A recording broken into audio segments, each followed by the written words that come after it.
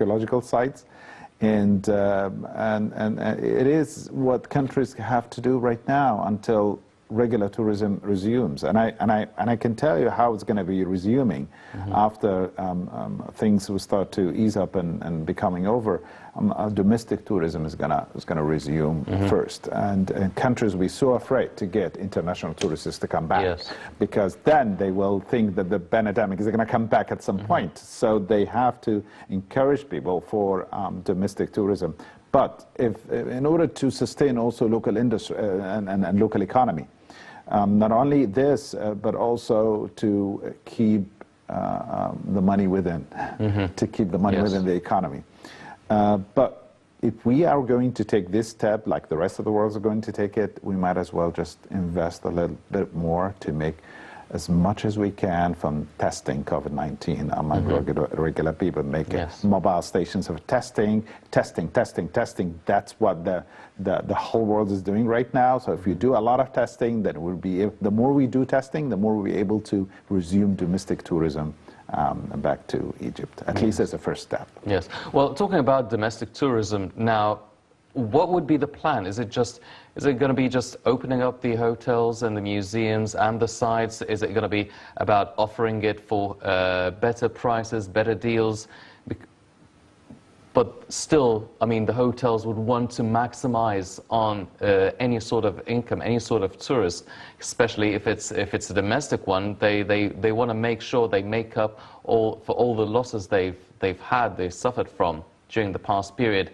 However, the whole economy has been hitting the Egyptian citizen and the universal citizen equally. So do you think resuming the domestic tourism will have different sort of standards or measures that will be taken for this critical time? See, absolutely, Hani. You have to understand something. You see it as a spectator, and you see it from outside. I see it from the inside. What will happen? First of all, we need, speaking of measures or speaking of steps, how to get back to domestic tourism, which governments, not only here, but all over the world, are going to encourage people to lead.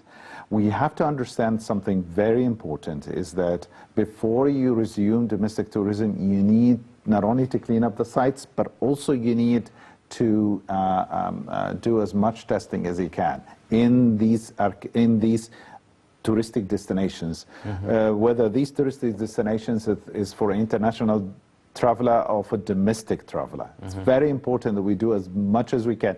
And if the government is able to cover most of these destinations with the right testing, then we will be able to resume domestic tourism. But when we do so, this will help out local economies into these destinations. However, what will happen to hotels in order to compensate the major losses that they have encountered during this global crisis is that hotels are going to compromise. Unlike what you're thinking, they're going to increase the prices. They're not. They're going to compromise on the ratings, on the prices. Hotels are going to drop the prices in order to attract as much as they can from domestic travelers. The hotels the prices are going to drop because the allowance will be a percentage of the hotel occupancy to be filled in order to imply this social distancing policy. You know. Airlines are going to do the same thing. Trust me, airlines are going to sell half capacity of their airline seats and leave the other half, and perhaps do the seatings, one seat between every two travelers empty, in order to keep that kind of social distancing, active, in order to